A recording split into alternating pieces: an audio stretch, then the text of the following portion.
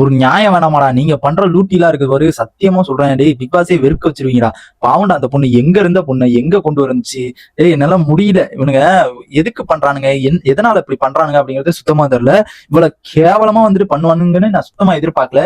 இதுக்கு தான் சொல்லியிருப்பானுங்க போல இருக்கு பிக் பாஸ்ல இருந்து, என்னன்னா எதிர்பார்க்காததை எதிர்பாருங்கள் அப்படிங்கிற மாதிரி வந்து சொல்லியிருப்பானுங்க போல இருக்கு. சத்தியமா எனக்கு ஒண்ணும் தெரியல. என்னடா உன போய் ஃபர்ஸ்ட் சேவ்டுல வந்து போட்டிருக்கீங்க. டேய் எனக்கு பார்க்கும்போது ரொம்ப காமெடியா இருக்குதா. எங்கடா அவன் கிட்டத்தட்ட சத்யாக்கு கீழே அருண் பிரசாத் இருந்தான்டா. எனக்கு தெரிஞ்சு சத்யா கீழே தாண்டா இருந்தான். ஆனா நீங்க பண்ற லூட்டிலாம் இருக்கு பாரு, நீங்க உங்க பேர் தாண்டா. ஆனா கேட்டா வந்துட்டு சொல்லுவானுங்க, இது மாதிரி மக்கள் ஓட்டு, இது மக்கள் தீர்ப்பு அளிச்சது, மக்கள் தான் இது ஓட்டு போட்டு ஜெயிக்க விட்டாங்க அப்படிங்கிற அளவுக்கு வந்துட்டு பேச விடுறீங்களா. உங்க ப்ராடக்ட் வந்து நீங்க தரமா வந்து பாத்துக்கிறீங்க, அது வேணா உண்மைதான். உங்க ப்ராடக்ட் வந்துட்டு உங்க ப்ராடக்ட் உங்களுக்கு தானே அப்படிங்கிற அளவுக்கு தான் இருக்குது. இப்போ வந்து ஃபர்ஸ்ட் சேவ்ட் ஆயிருக்குது டப்பா அருண். டப்பா டப்பா டப்பான்ட்டு டப்புக்கு டப்பா ஆடிட்டு இருக்காப்ல நம்ம அருண்.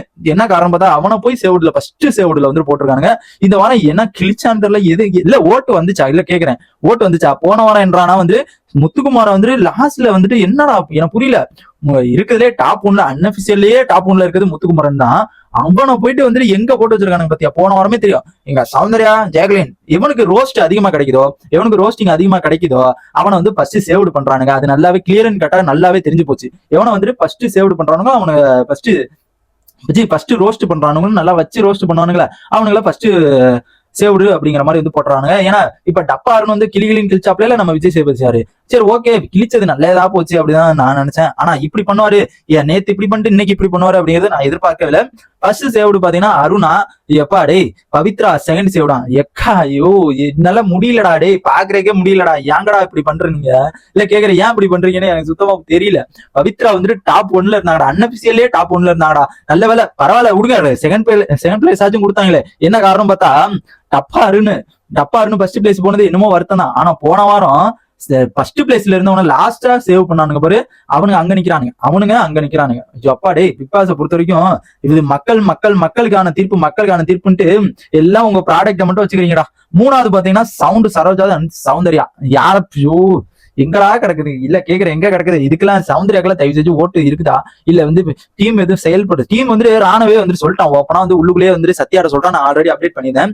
இது மாதிரி அவங்களுக்கு எல்லாம் தெரிக்க விட்டுக்கிட்டு இருக்கானுங்க, சும்மா தரமா செஞ்சுக்கிட்டு இருக்கானுங்க அப்படிங்கிற அளவுக்கு வந்துட்டு நம்ம ராணவே வந்துட்டு சொல்லியிருக்காப்ல. அண்ட் ஃபோர்த் சேவ்டு பாத்தீங்கன்னா நம்ம அன்சிதா ஓகேங்களா. ஃபிஃப்த் வந்துட்டு நம்ம ரயன். டேய் ரயனாடா லே இல்ல இவனுக்கு சும்மா வந்துட்டு நாங்க சேவ்டு பண்றப்ப அப்படிங்கிற மாதிரி வந்துட்டு சேவ்டு பண்றானுங்க, இல்ல மக்கள் வந்துட்டு லைன் பை லைனா வந்துட்டு சேவ்டு பண்ணுவாங்களா அந்த மாதிரி இவனுக்கு சேவ் பண்றாங்களா அப்படிங்கிறது சுத்தமா தெரியல. எங்க அக்கா வேற இனிமே பெயிருச்சு வர, எங்க அக்கா தர்ஷிகா அக்கா, எங்க அக்கா வந்துட்டு பெயிருச்சு. இனிமே வந்துட்டு எங்க ஆட்டம் வெறித்தனமா இருக்கும். எங்க அக்கா வந்துட்டு போனனால எனக்குலாம் ரொம்ப வருத்தமா இருக்கு மக்களே, எனக்குலாம் ரொம்ப ரொம்ப வருத்தமா இருக்குது. நான் எதிர்பாருங்கள் அப்படின்னு சொன்னீங்களே, அது இதான் போல இருக்கு. சத்தியமா இங்க பண்றதே நியாயம் இல்ல ப்ரோ, நியாயமே இல்ல. சிக்ஸ்த் பிளேஸ்ல வந்துட்டு யாரை சேவ் பண்றாங்க பாத்தீங்கன்னா வந்துட்டு ஜாக்லின் வந்து சேவ் பண்றாங்க. இவங்க எல்லாம் வந்துட்டு கிட்டத்தட்ட மூணாவது இடத்துல இருந்தாங்கடா. டேய் கிட்டத்தட்ட 3 வந்துட்டு கீழே கொண்டு வந்து வச்சிருக்கீங்கடா.